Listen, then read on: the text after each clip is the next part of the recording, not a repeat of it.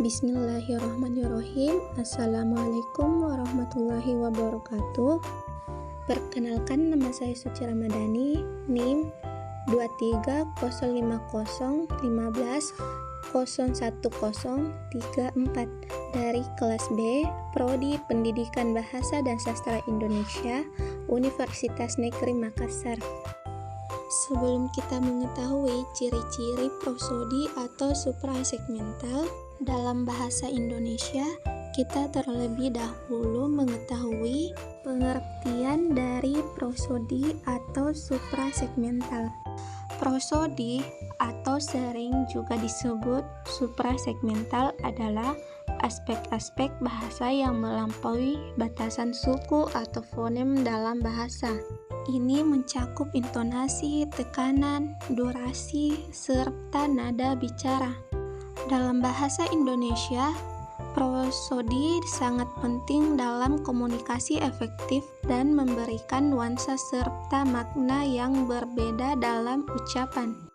Selanjutnya, kita akan masuk dan mengetahui ciri-ciri dari prosodi atau suprasegmental dalam bahasa Indonesia. Yang pertama, nada. Nada dalam penuturan bahasa Indonesia, tinggi rendahnya nada, suara tidak fungsional atau tidak membedakan makna. Ketika penutur mengucapkan aku membaca buku dengan nada tinggi, sedang atau rendah, maknanya sama saja. Begitu juga dalam tingkatan lingual yang lebih besar, frase, klausa, dan kalimat. Bahkan penuturan yang diucapkan secara berlagu seperti orang bernyanyi pun maknanya sama dengan ketika diucapkan secara biasa. Yang kedua, tekanan. Berbeda dengan nada, tekanan dalam tuturan bahasa Indonesia berfungsi membedakan maksud dalam tataran kalimat sintaksis, tetapi tidak berfungsi membedakan makna dalam tataran kata leksis. Tidak semua tataran kalimat mendapatkan tekanan yang sama, hanya kata yang penting atau dianggap penting saja yang mendapat tekanan aksen. Dalam tataran kata, tekanan pada silaba atau suku kata tidak berpengaruh dalam pembedaan makna, apalagi bermakna. Kata memberi ketika diucapkan dengan tekanan pada silasa pertama bermakna sama dengan ketika diucapkan dengan tekanan pada silasab kedua b atau silasab ketiga ri. Dengan demikian dapat dinyatakan bahwa tekanan pada suku kata fonemis dalam bahasa Indonesia. Yang ketiga, durasi.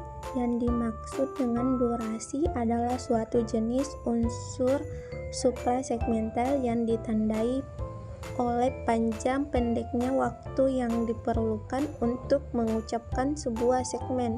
Dalam tutur, segmen-segmen dalam kata tinggi yaitu ting dan gi masing-masingnya dapat diucapkan dalam waktu yang sama. Tetapi dapat terjadi bahwa seorang pembicara dapat mengucapkan segmen ting lebih lama dari segmen gi atau sebaliknya.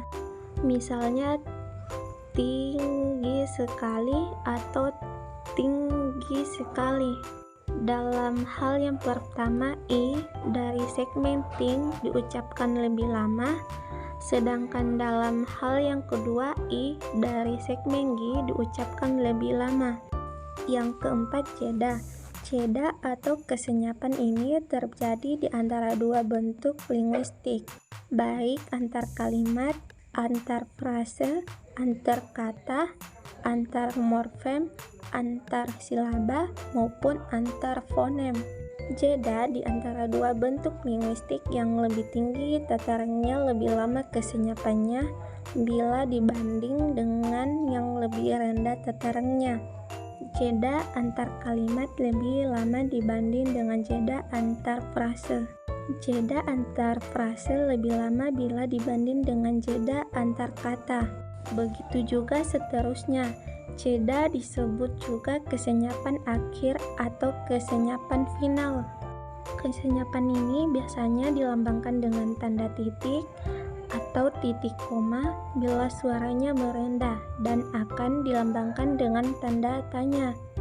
Jika intonasi merendah dan akan dilambangkan dengan tanda tanya. Jika intonasi merendah dan akan dilambangkan dengan tanda seru. Jika intonasinya lebih keras kedengaran dengan suara yang menurun. Kemudian yang terakhir, intonasi.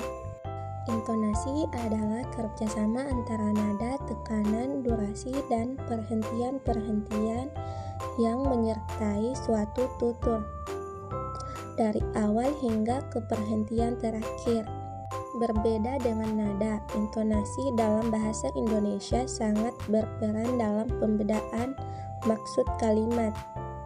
Bahkan dengan dasar kajian pola-pola intonasi ini, kalimat bahasa Indonesia dibedakan menjadi kalimat berita deklaratif, kalimat tanya interrogatif, dan kalimat perintah imperatif.